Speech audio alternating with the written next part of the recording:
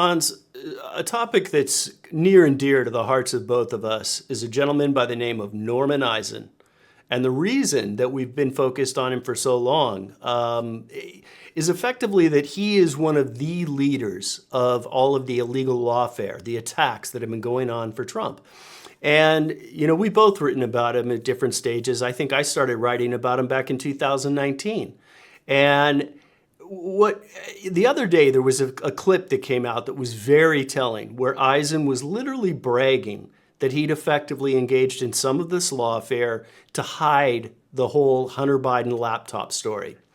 And that got the two of us thinking that, never really put together an article that comprehensively looks at all of the activity that Eisen has done over the last 8 years. So, that's what got put together, and we put it out. And we thought that it would be worth talking about that today because it is such a large topic. It covers the entirety of Trump's presidency, as well as through the Biden administration and all the ongoing attacks on Trump. If you've read the article, great. But I think we're also, if you haven't, we hope that you will. But we intend to maybe talk a little bit beyond that as well. Use the article as a backdrop for this larger angle of the lawfare that's being used, pervasively at this point. So with that, why don't you go ahead and jump into it? No, exactly right. And again, for those who have read it, great, but let's still kind of just quickly summarize it here before we broaden it out for anyone who might not have read it. The thing about Norman Eisen, as you already alluded to, is that we keep kind of hearing about him. On Twitter, you might see a tweet, oh, Eisen did this or Eisen wrote that or whatever, but it's sort of just in bits and pieces. And what kind of gets lost in all the noise to do with this, and by the noise, I don't only mean like some tweets about Eisen, but like the entire lawfare that against Trump, which really started in 2016 with the ICA. We'll come back to that later. And then, of course, Mueller and so on. So I think we should just give a brief overview of kind of the whole picture, which was what the article was intended to do, so that we kind of zoom out. We get the 30,000 foot view here of what this guy really does. It's not just a bunch of little random things. No, this guy, he's basically orchestrated the entire Trump lawfare effort. It all goes back to this guy. Yeah, and that's really what sort of struck us. I know that when I immediately thought, well, I've got an article that covers everything when that clip came out, and that's when I went back and looked. And to my surprise, there wasn't really an article. I had stuff that touched on the aspects, but nothing that covered the full comprehensive scope of their activities. So that's when we decided that was something that, really thought that I wanted to put together. It's presented in almost timeline format, and there's a very real intent for that, so that you can walk through it and see the activities sequentially. And one of the things that's important about it is it touches on the broader aspects. It brings in other players, the fact that Brookings is involved, the fact that Crew is involved, the fact that the other lawfare figures, many of whom you folks see every night, or in clips on MSNBC, and I'm talking literally, think about every talking head out there, former federal prosecutors, MSNBC, legal talking heads, they're all involved with Norman Eisen in some way, shape, or form. So that was how we decided to go about presenting this larger picture. And right, so go ahead, in jump in. terms of, maybe let's just quickly summarize the article here in a minute, and then we can sort of dive into all these topics. So the article is basically a timeline of all these events that surround Norman Eisen, and it started, of course, in 2016, basically even before Trump won the election. Because, Ben Witz, of course, who's also a Brookings, he realized, this might not work out for Hillary at a time when everyone assumed, Hillary's going to win. And so that's when the Brookings Institution Brain Trust, Eisen and Witz, started to think about, what are we going to do about that? And so that's when lawfare was really born. Like, Trump might have been elected, but we're going to hobble him, more than hobble him. We're just basically going to cripple his administration through this endless lawfare. So the origin was in 2016. Then in the article, we talk about how Eisen was essentially behind the entire Mueller hoax. We always hear about Mueller report and whatever, but when you look at the report, he talks about stuff that basically Eisen had prepared. He'd sort of spelled it out on a silver platter and given it to Mueller's folks to do. Then I know I'm skipping a bit ahead here, but I just want to give a brief summary. Then we can go back and look at these issues in more detail. Ukraine hoax, you already alluded to that. That gets traced back to him as well, the whole impeachment and so on. Then you got we talked about Hunter Biden laptop. We talked about we haven't talked about January 6th yet. That's him as well. Again, we're talking about the legal ideas behind it. We're talking about the sort of the playbook from a legal vantage point. Like, what can we do to hobble Trump? What can we do to come after Trump? It's like, we're going to give the prosecutors, who are all anti-Trump anyway, but we're going to have to give them a helping hand here. So you had January 6th. You also had the Georgia case, the whole Fani Willis thing. Again, she didn't sit down and come up with all this stuff on her own, even though that's the perception in among many people.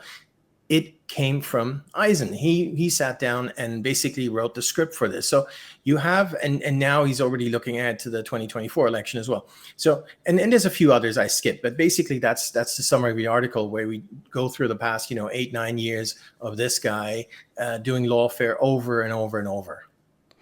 I would probably argue a little bit that Ben Witz is a bit more of the leader above and beyond, because he's clearly at different points provided direction for Eisen. As you mentioned, Witz was the one that really kicked it off, and he did it in an article in October 2016, A Call to All Arms. And that article, at a couple different points in time, he actually edited it heavily and cut out a number of the sections that he had in there. Tried to hide it retroactively, although it's now back up in its entirety. But that article basically said, if Trump wins, that we need to have an organized lawfare group at the ready to attack the Trump administration from day one. And, I think with hindsight, it's very clear. When that article came out, there was a lot of people that were up in arms, like, how could Witz even be suggesting that Trump might win? I think he was privy to the internal polling and knew exactly what was going on. Now, Witz did another thing as well. So not only did he establish this need for this lawfare group, which Eisen then responded to. Again, both of these guys are fellows at Brookings Institute, which is where a lot of this, if not all of this lawfare, ultimately is funded and emanates from. But Ben Witz also suggested the use of a particular statute that he thought could be used by the brand new Mueller investigation. So Witz penned a second article, and this was in May or June of 2017, right as Mueller was appointed. And he was suggesting the use of this obscure statute 1512? I always get these names wrong. Yeah, 1512, yeah. And he was suggesting the use of that. And it's just I think most people didn't even really realize what that statute was. And it's typified by the fact that it's very broad. Well, what happens? Norman Eisen goes to work at Brookings, and he puts out 2 different volumes. And both of these volumes are directly paralleling the Mueller investigation and suggesting ways that the attack should be made. One of the cases that he was making was that they should use Section 1512 and not the other more direct appropriate statutes that many legal minds thought would be applied, that's what Mueller should use. And sure enough, that's exactly what Mueller did. The best way to think about it, as I said, there's two different volumes that Eisen produced for this, and this is kind of it's what Eisen does. It's sort of a calling card of his. He'll work with an ongoing formal investigation on an outside basis, and he'll produce a first volume, which is usually pretty large, oftentimes 300 pages in length, very detailed. And then he'll produce a second follow-up one that's very specific to the case as more of the case details become public. Now, I think both of us think that Eisen is already fully privy to everything. The way that I think about Eisen is that in all of these cases, and we're talking about Georgia's Fani Willis case as well, that he's operating as effective outside legal counsel for all of these cases, guiding them, shaping them, and formulating the true legal strategy that's applied. And Mueller's case copied everything that was in the volumes that Eisen produced. Yeah, absolutely right. On 1512, maybe we could just spend a moment here explaining why that is just so totally obscure, just irrational, really. 1512 is about obstruction. Now, That's right. the everyone who had been following this RussiaGate hoax would have known. No, most of all, wits and the people involved in the Hillary campaign, or at least have connections there, because they would have known. Well, it's a hoax. That's where it came from. So you're not going to find any real collusion or anything because the whole thing was made up. Okay, so fine. We can, we can still push that in the public, and the media will still push that message, but it just didn't happen. There's nothing behind it to it. That's it. So what else do you do? And this is really very telling in terms of Mueller. From day one, they focused on obstruction because they knew there was no collusion. In other words, you charge Trump or you accuse Trump of Russia collusion, something was a hoax cooked up by the other side, but you accuse him of it anyway. And if he does anything at all to try and overcome the hoax, to try and, even just swat it down and say, well, it got nothing to do with it. Why should we investigate a hoax? Nothing to do with me. That in and of itself would then be called obstruction. Obstruction. So just imagine, just if we zoom out here, just imagine you make up some story, you fabricate some story just out of whole cloth. And then if the other guy, the one you're accusing, objects to the fabricated story that you just made up, you charge that person with obstruction. That was the playbook. That was the Mueller playbook. It's sickening thinking about it in those terms, but those are the correct terms. That is exactly what happened. Yep. And so you need 1512. Well, you don't need, but that's the one they chose because it's a broad obstruction statute. So it's about obstructing any government proceeding, which could be, any number of things. By the way, you see the same happening again in January 6th. So it's kind of it's become the go-to statute that they refer to. But let's leave January 6th aside here for a moment. Let's just talk about Trump and Russia collusion hoax. By accusing him of obstruction under 1512, what you're really doing is that you're saying that he obstructed his own actions because, of course, Trump is the elected president. So under Article 2 of the Constitution, he is the executive. He embodies the executive. He's the only elected person in the executive. So all executive power flows from him. It's in Article 2. Like appointments, firing people, whatever.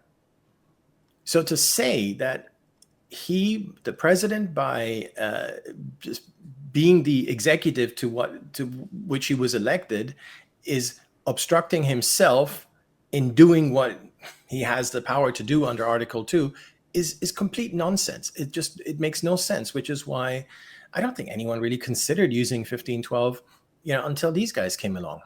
Yeah, and I checked the date, it was a June 2nd article that was written by Witz, which is 2 weeks into the Mueller investigation. Mueller didn't even have a team probably fully formulated at that point. He had a couple people on there, but clearly it was at the very beginning. One of the other things that was trying to be accomplished by Eisen was a push to have charges sent over to Congress. Now, Bill Barr, in one of his few good acts, came in and actually kept that from happening. But that was one of their goals, that Mueller's findings could then be referred to Congress, whereby it would just become a political circus, which is exactly what they wanted to have happen. And in some respects that did happen, but Barr kept that from devolving into the method of attack that Eisen actually had designed. Now, what happened as soon as that came out? Well, Eisen was already moving on to the next stage. So, bear in mind that the Mueller report was released. I think it was released in, I want to say, April of 2018. Is that right? The reason I need to get 19. that date is because there's an important 3 months before the Mueller report was released. It was April 2019, pardon me. Right. Yeah. And I should know that because, of course, that's when the things began heating up on the impeachment side. So Mueller's report was released to the public on April 18, 2019. Eisen was already taking the next steps. A few months earlier, on February 12, 2019, House Judiciary head Jerry Nadler had announced the appointment of Eisen, and I believe it was Barry Burke, who was one of Eisen's co-authors, to the impeachment counsel for House Dems. What was Eisen doing? Well, he was already drafting articles of impeachment well before Nancy Pelosi had even invoked them. He at one point bragged that he had drafted 10 different articles of impeachment for Trump before Pelosi ever actually invoked impeachment. So he set the stage. He's run the legal arguments for Mueller, the legal strategy, the legal approach, everything about the case. And then, as that report begins to get finalized, he moves over to House Dems to set the stage for the impeachment hearings that were to come.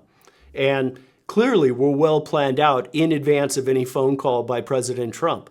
I think that was something that they were able to seize on, but they were already well underway in planning an impeachment long before that phone call ever took place. And the people that were advising the House Democrats on the legal basis were the authors of the reports for the Mueller investigation. Eisen was the lead author. The other co-authors were Barry Burke, who's a famous litigator, and Dems, and Noah Bookbinder, who is Eisen's co-founder at Crew. Those were the individuals, and they all, in one way, shape, or form, were integrating themselves with the impeachment efforts over on the House Dems. And it didn't pan out that way for various reasons. I mean, first of all, I think Mueller's performance when he presented his report was so incredibly poor that it wasn't possible. I mean, the idea, of course, was to use Mueller's report as to kick off the impeachment. That was always the idea all along. I think the fact that Mueller was totally senile, and a lot of people did ask, well, what happened here? How are we going to trust this guy who's totally not with it? That was a problem. The fact that many of these, as you said, many of these Mueller people were just partisan hacks or worse. That was a problem. Weissman. The Wiseman, yeah. The way it was written was a problem. The fact that they were they said no collusion was a problem.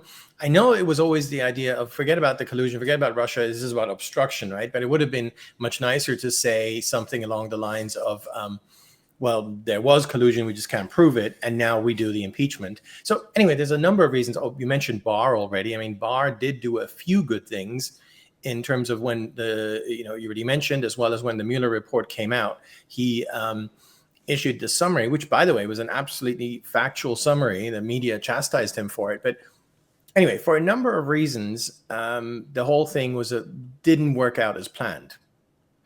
But then, of course, the day after Mueller had his train wreck testimony, which was part of the reason why it didn't work, the Ukraine impeachment kicked off the very next day. The one other element there, you mentioned Barr, that Barr came into play, and he did. Well, as it turns out, the committee was planning to use both Eisen and Burke to actually examine Barr. And Barr, if you remember, Barr was scheduled to appear before the committee back on May 2nd, and he ended up sort of thumbing his nose at the committee and eventually got into kind of hot water for that, although it never truly affected him. But Eisen and Burke were the guys that were supposed to lead the questioning of Barr personally. And I think Barr saw that trap, and that's why he thumbed his nose to the committee and walked away from that. As we know, Trump was ultimately found innocent of those charges by the Senate, despite the fact that he was impeached by the Democrat-controlled House.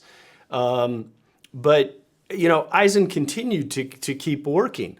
He put out a number of articles, a number of books, but he also started engaging in the Democrats' wargaming for the 2020 election. And his work on the war games, when you go back and look at their papers, what always is so striking is how accurate those war games were. The things that they laid out there in terms of a contested election that would ultimately be decided against Trump, all the political chaos that would ensue, everything that they prophesized would happen. They even said that Fox would call Arizona for Biden. Now, how would they possibly know that? That's exactly what happened. All of these things in their war games ended up coming to fruition. And that's been a pattern that we've seen from these war games time and again. And again, Eisen was directly involved in that.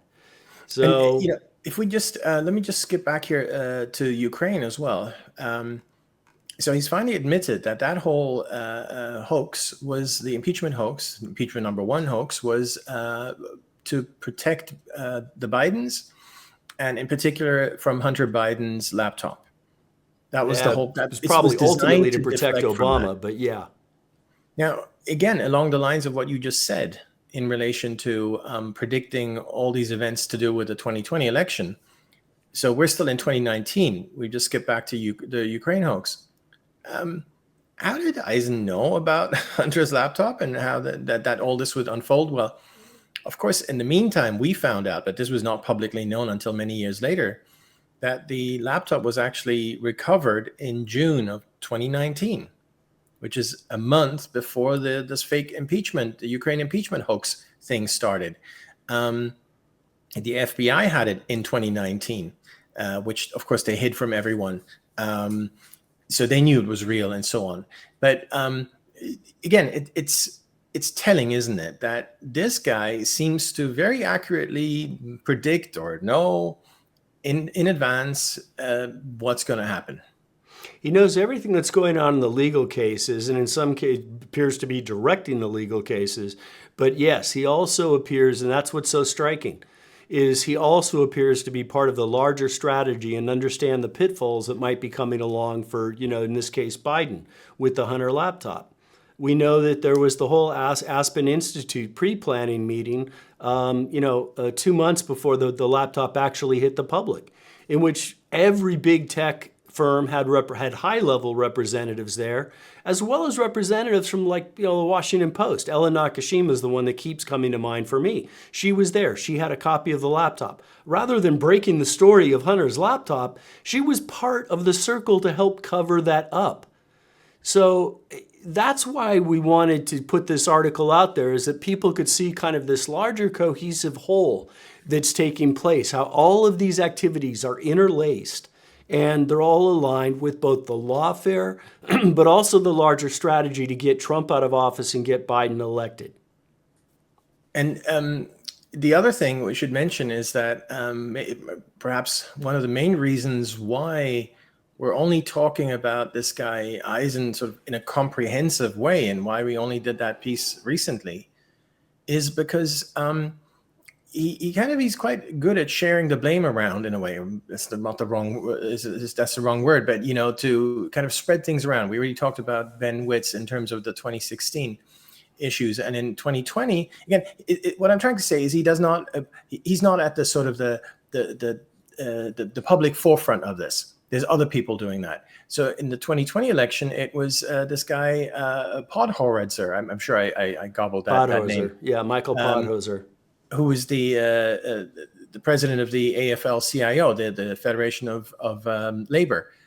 This guy was the sort of supposed mastermind behind the 2020 election, the gaming it out ahead of time.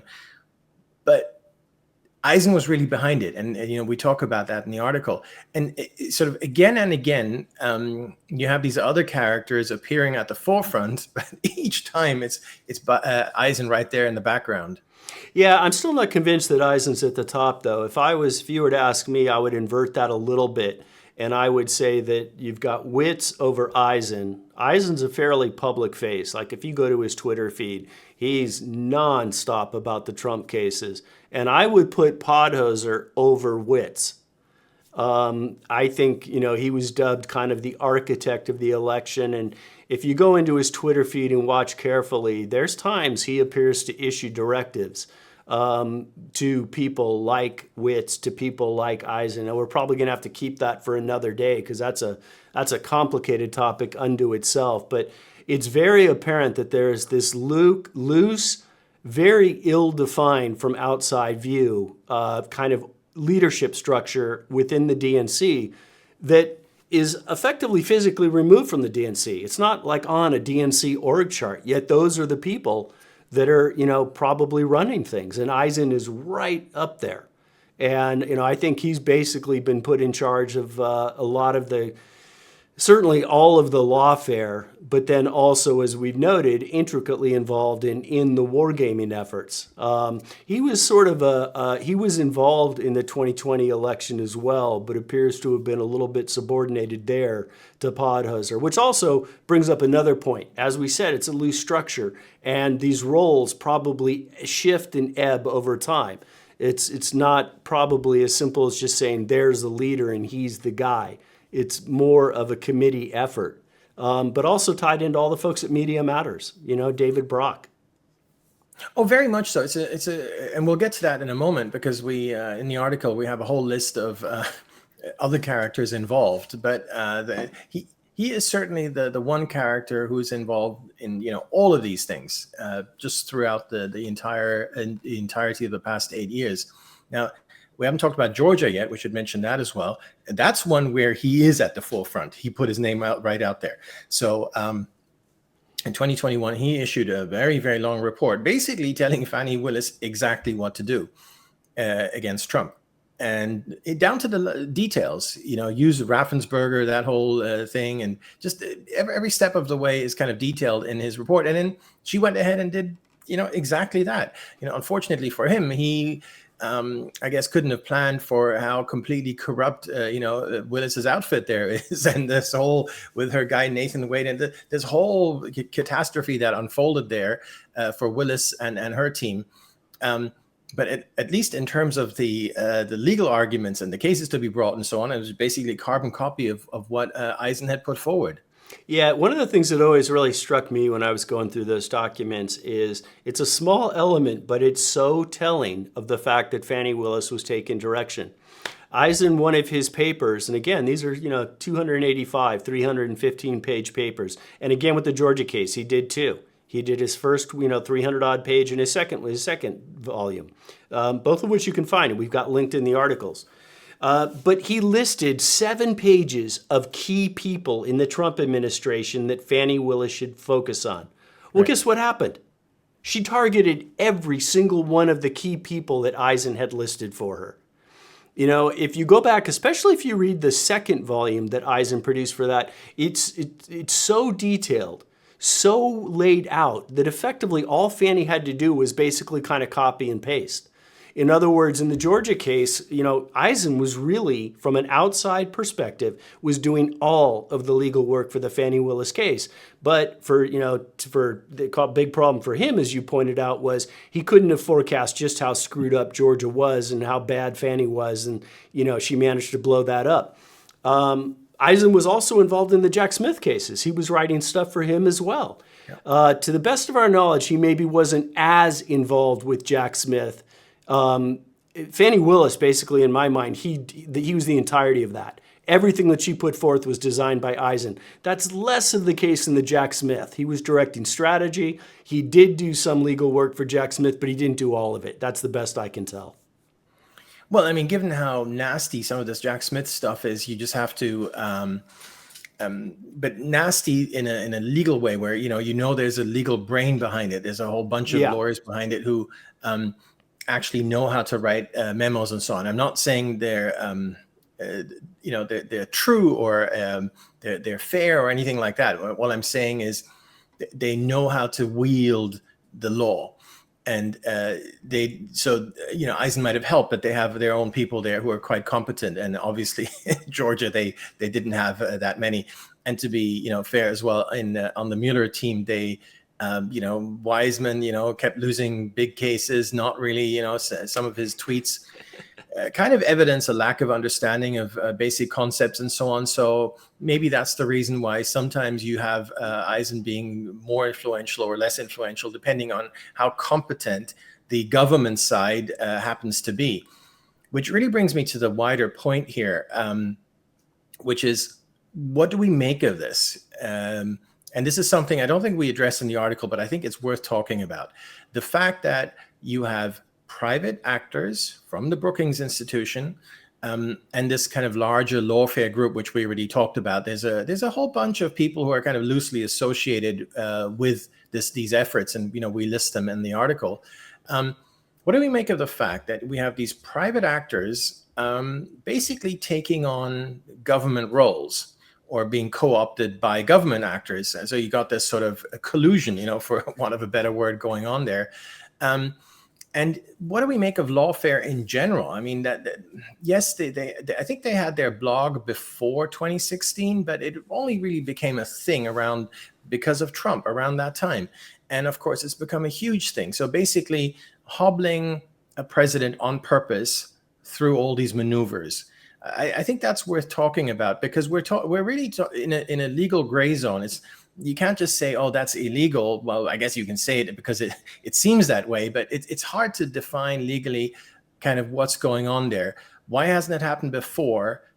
Well, we know why it's happening now because of Trump. Will it ever stop? Will we ever go back to square one? I mean, I think that's the broader question here, because it's extremely dangerous for the whole country to be in a situation where the Constitution, especially Article 2, executive power, president, is kind of cast aside and replaced with lawfare.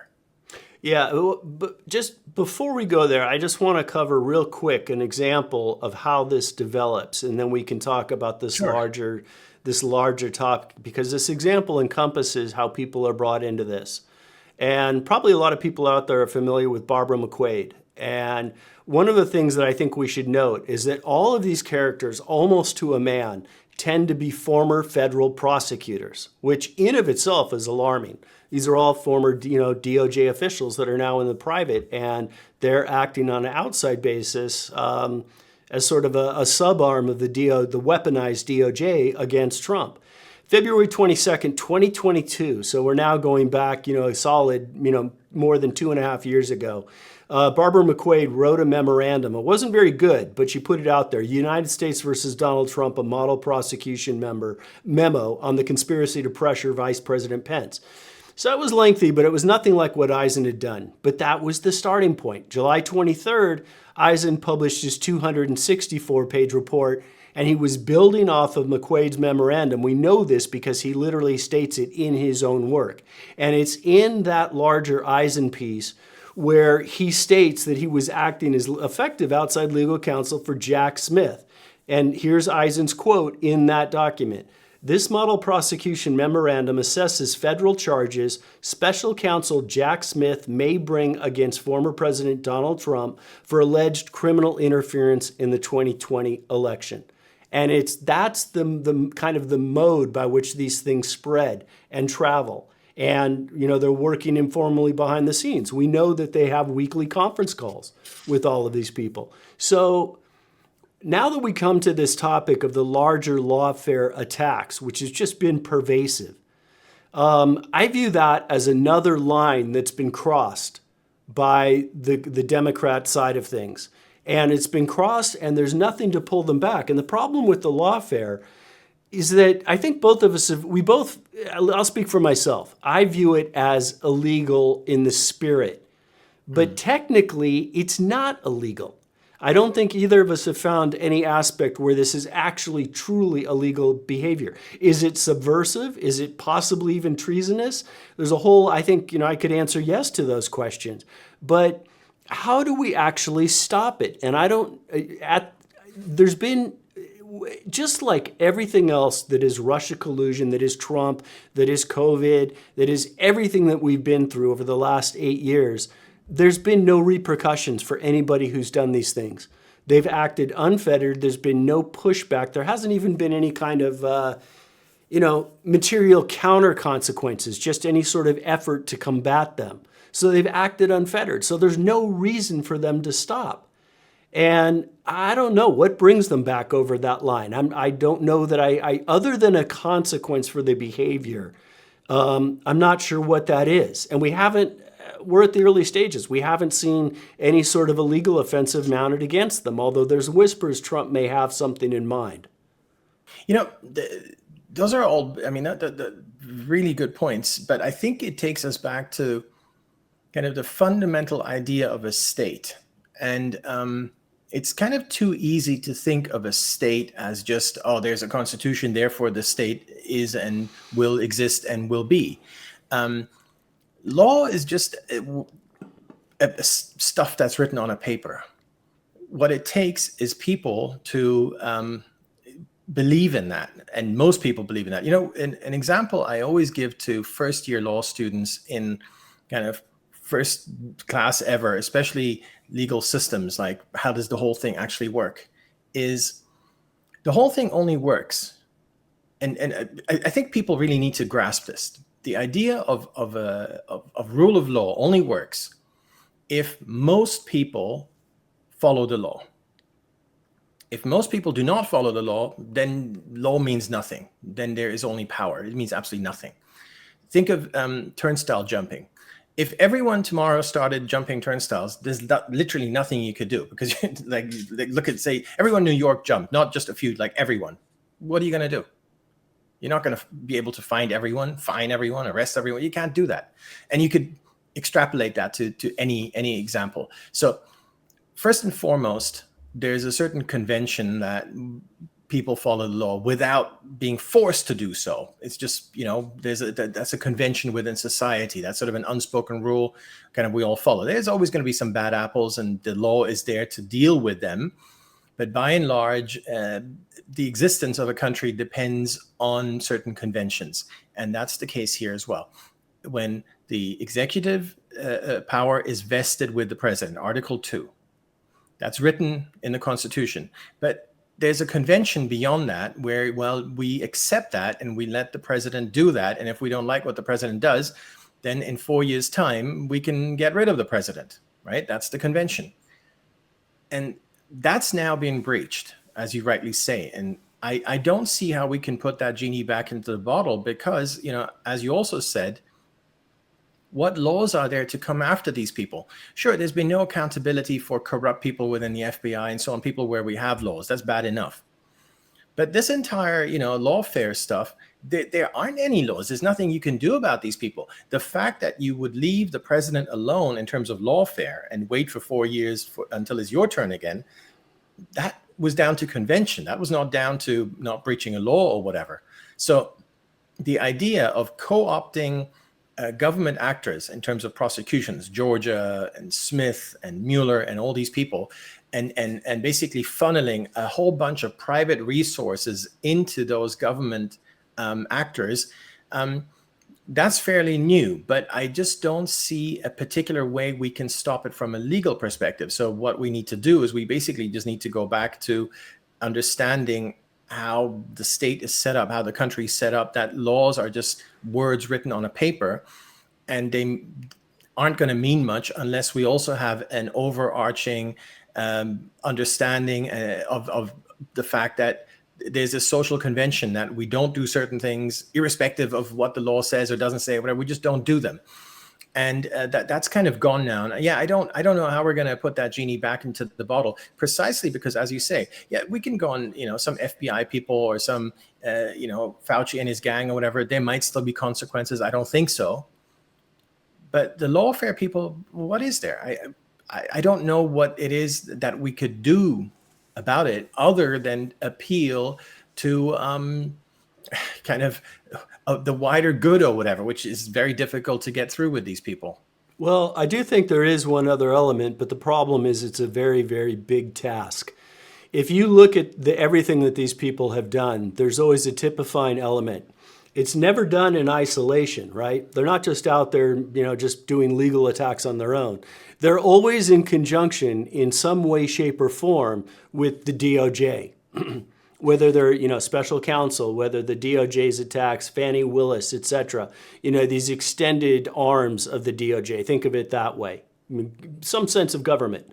They're always working with some element of the government, which sort of brings us back to this larger issue of, if you want to stop this, in my mind, the only way that you can probably do that is by having a fundamental reshape of the government in terms of downsizing, in terms of going after the different agencies which have become, because if you don't have a weaponized, if you don't have a politicized DOJ, State Department, et cetera, et cetera, et cetera, which then filters through, you weaponize the DOJ, you've thereby weaponized the entire justice system.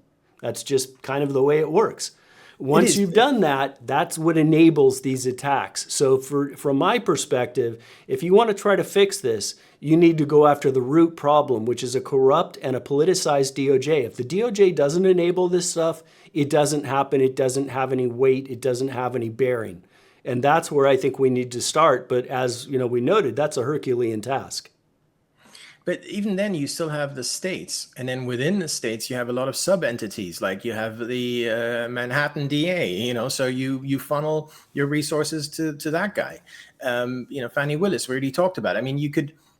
That's because of the hierarchy. You could go after people on any number of levels. So yeah, I agree. I mean, cleaning out DOJ is a first necessary step, absolutely. But then they're just going to shift their lawfare to people like Fannie Willis. Now, one thing that I think is overestimated, probably because just public perceptions are kind of misshaped for various reasons over a long period of time, is that the government has these unlimited resources, and in terms of, say, prosecution, and will always be able to win.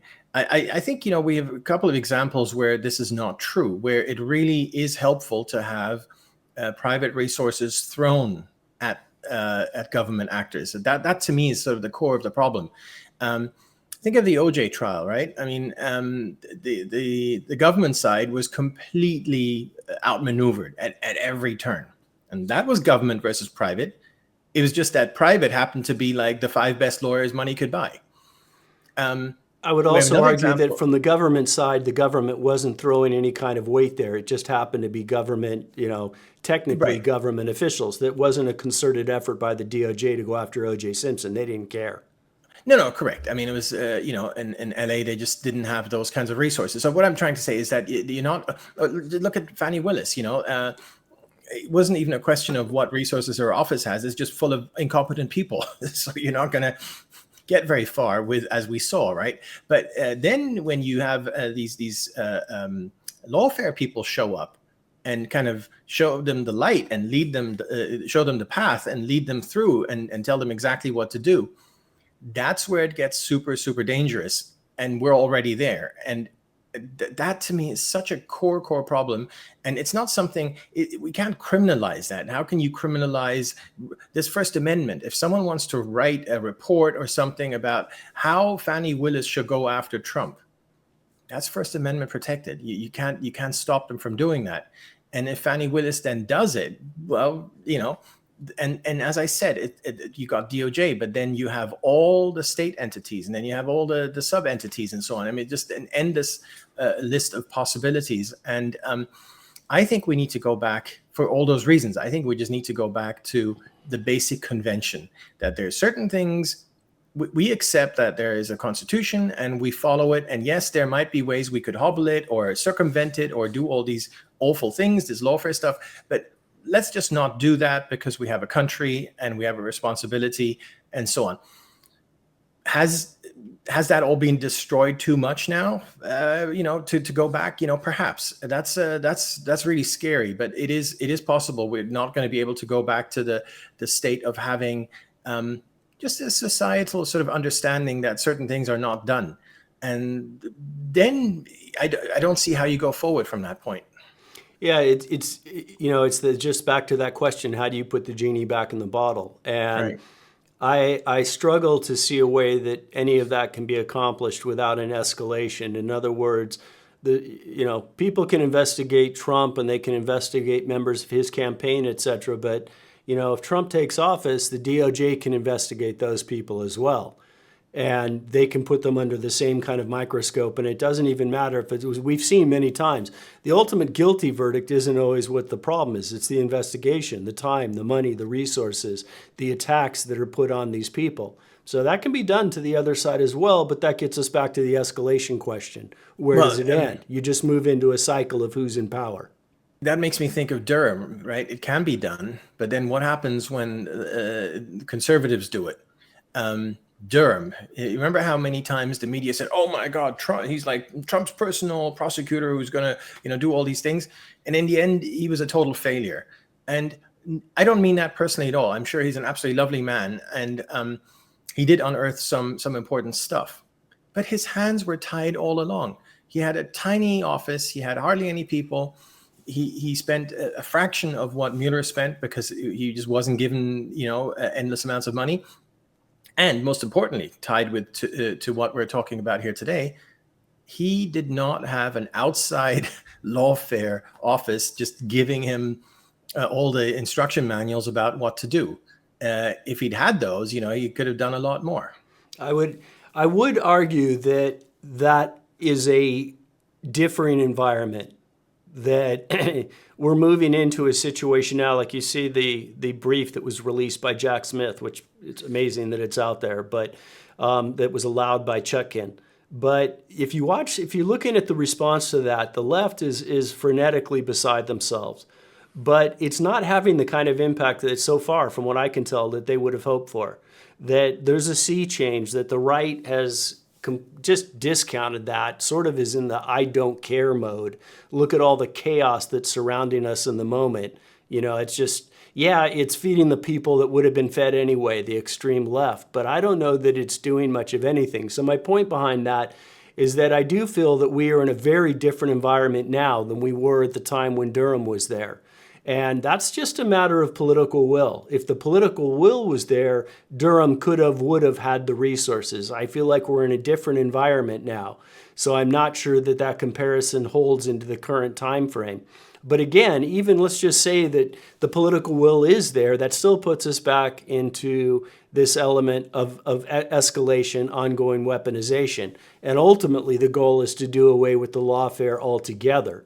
And that is a much more difficult task to accomplish. Well, and here's how the elites or the establishment would view it. And this ties in with something we've discussed many times on the show, which is up until Trump, they always had presidential candidates from among the elites whom they could live with. Maybe they weren't so happy with George W. Bush at times or with whoever, but they could live with those people because it was still they were all part of the club. And so the whole rule about, well, we'll wait 4 years and then it's going to be our turn again, was able to perpetuate. That rule was, everyone more or less lived by that rule. But then, of course, Trump came along and he was not part of the club. And they can't get over that. That's the thing. And now we found out, of course, you and I guess, knew this for a long time, having watched this guy, but, a broad part of the public saw that, they're going to have more problems because Trump may not be around forever, but now you've got a J.D. Vance problem. He's not part of that group. Absolutely not. And,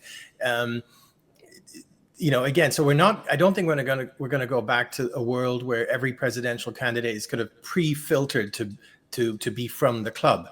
And as long as that's the case, going forward, the elites are going to have a huge problem with that. And I guess so long as that's the case, we'll have the lawfare. That's the entire reason that we're having the lawfare, is because you have an outside candidate who is not acceptable to the establishment, and that is the fundamental reason why we're experiencing these attacks.